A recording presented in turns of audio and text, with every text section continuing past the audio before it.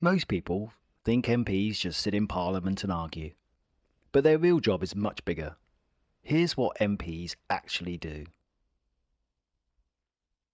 MPs, or Members of Parliament, are elected to represent people in their local area, called a constituency.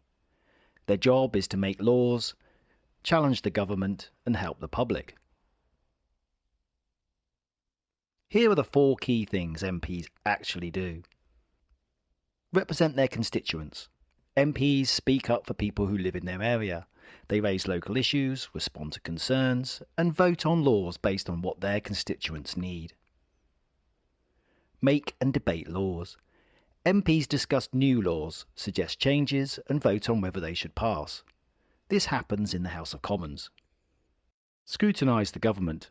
MPs question ministers, challenge decisions, and check that the government is doing its job properly. This includes Prime Minister's questions and select committees. Help people through casework.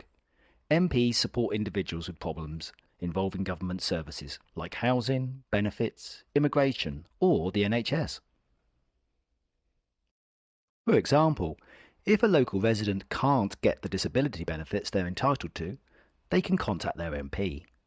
The MP can write to the Department for Work and Pensions, challenge the decision, and help resolve the issue. This is casework, one of the most important parts of an MP's job. So, why does this matter for your GCSE? Because exam questions often ask you to explain the role of MPs or describe how they represent people. If you can name these 4 roles, representing, lawmaking, scrutinising and casework, you'll score good marks. So, a quick recap.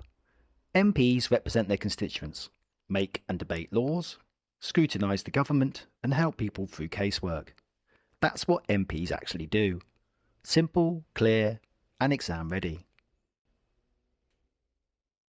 Thanks for watching and don't forget to like and subscribe.